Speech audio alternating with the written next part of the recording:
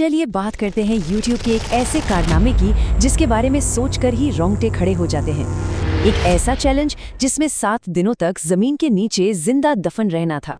और ये शब्द किसी और के नहीं बल्कि खुद मिस्टर बीस्ट के हैं। इन शब्दों से ही अंदाजा लगाया जा सकता है कि ये सिर्फ एक वीडियो नहीं था, ये डर से आमना सामना था। तो चलिए इसकी गहराई में उतरते हैं। जरा इस नंबर पर गौर कीजिए, 20,000 पाउंड यानी लगभग 9,000 किलो मिट्टी का पहाड़। इतने भारी बोझ के नीचे मिस्टर बीस्ट ने 7 दिन गुजारने का फैसला किया। ये सिर्फ एक नंबर नहीं, ये उस खतरे का वजन था जो हर पल उसके ऊपर मंडरा रहा था। तो आखिर ये सब शुरू कैसे हुआ? अपने पहले सेक्शन में हम यही देखने वाले हैं कि इस क्रेजी चैलेंज की तैयारी कैसे हुई और जमीन के नीचे वो पहले कुछ पल कैसे थे। देखिए, ये कोई आलीशान कमरा नहीं था, बल्कि एक कस्टम बिल्ट ताबूत था जिसमें जिंदगी दांव पर लगी थी। कैमरों से हर पल नजर रखी जा रही थी, लेकिन जीने के लिए सामान वो बहुत लिमिटेड था। MREs यानी रेडी टू ईट मील्स, थोड़े बहुत स्नैक्स और पानी, और हाँ, एक ऐसी चीज जो सुनने में अजीब लगे लेकिन जिंदगी के लिए सबसे जरूरी थी, पेशाब करने वाली बोतलें। अब ऐसे में कोई क्या करे, अपने दिमाग को शांत कैसे रखे? तो शुरुआती प्लान बहुत सीधा साधा था। जितना हो सके सोते रहो, नींद में वक्त का पता नहीं चलता और ये एहसास भी कम होता है कि आप एक छोटे से बक्से में बंद है। पर सवाल ये है कि क्या ये प्लान काम आया? अब कहानी उस दौर में पहुंचती है जहां अकेलेपन ने एक तरफ और दोस्तों की शैतानियों ने दूसरी तरफ से इस इम्तिहान को और भी मुश्किल बना दिया। ये मेंटल स्ट्रेंथ का असली टेस्ट था। जरा सोचिए, एक ही वक्त पर 2 अलग अलग दुनियाएं चल रही थी। नीचे जिमी बोरियत मिटाने के लिए ताबूत की दीवारों पर मुक्के मार रहा था, और ऊपर तो भाई पार्टी चल रही थी। उसके दोस्त स्टेक बना रहे थे, लाउड म्यूजिक बजा रहे थे, और तो और उसे तंग करने के लिए ताबूत को ड्रिल तक कर रहे थे। और फिर उसका ये कहना, मैं मनोरंजन के लिए बेताब हूँ, ये एक लाइन, बस एक लाइन ही उसकी हालत बताने के लिए काफी है। 7 दिनों का अकेलापन बोरियत को किस हद तक टॉर्चर बना सकता है, ये इसका सबूत है। जब लग रहा था कि अब इससे बुरा क्या ही होगा, तभी कहानी में आया एक जबरदस्त ट्विस्ट, एक ऐसा सरप्राइज जिसने उसके अकेलेपन को एक झटके में तोड़ दिया। अचानक उसे कुछ अजीब सी आवाजें सुनाई देती हैं। जमीन के इतने नीचे जहां सिर्फ खामोशी होनी चाहिए, ये आवाजें कहां से आ रही थीं? इस सवाल ने उसके दिल की धड़कनें बढ़ा दी।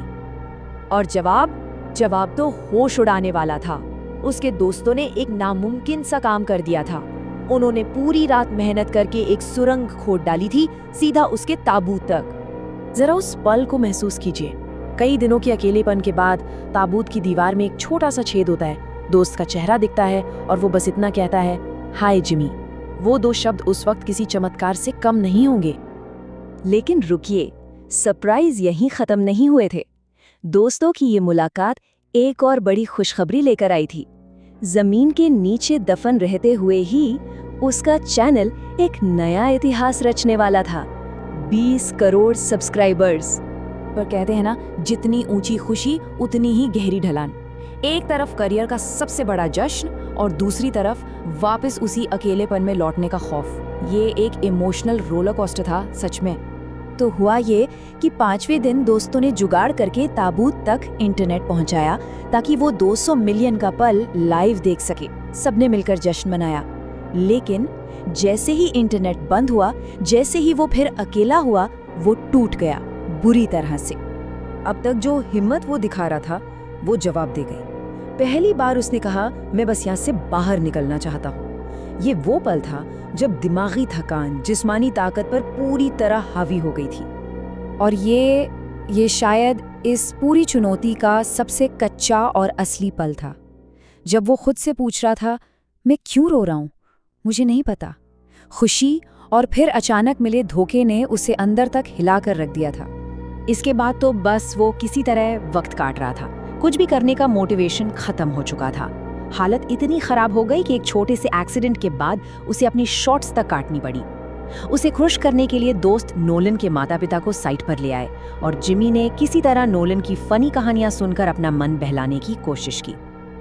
और फिर 7 लंबे मुश्किल दिनों के बाद आखिरकार वो घड़ी आ ही गई, बाहर निकलने का वक्त। लेकिन ये आखिरी पड़ाव भी खतरों से खाली नहीं था। आखिरी रात काटना सबसे मुश्किल था। एक तरफ सूरज देखने की खुशी तो दूसरी तरफ एक बड़ा डर। डॉक्टरों ने चेतावनी दी थी कि इतने दिन बाद अचानक खड़े होने पर जानलेवा ब्लड क्लॉट्स बन सकते हैं। और फिर सुबह उसे वो आवाज़ सुनाई दी, उस मशीन की आवाज़ जो उसे आज़ादी दिलाने वाली थी। जब ताबूत का ढक्कन खुला और सूरज की पहली किरण उसके चेहरे पर पड़ी, वो पल कैसा होगा ये शायद हम सिर्फ सोच ही सकते हैं। 7 दिन के अंधेरे के बाद वो रोशनी, वो अपने आंसू रोक नहीं पाया। आखिर में एक डॉक्टर ने उसे चेक किया, सब ठीक था। वो धीरे धीरे खड़ा हुआ, कोई ब्लड क्लॉट नहीं।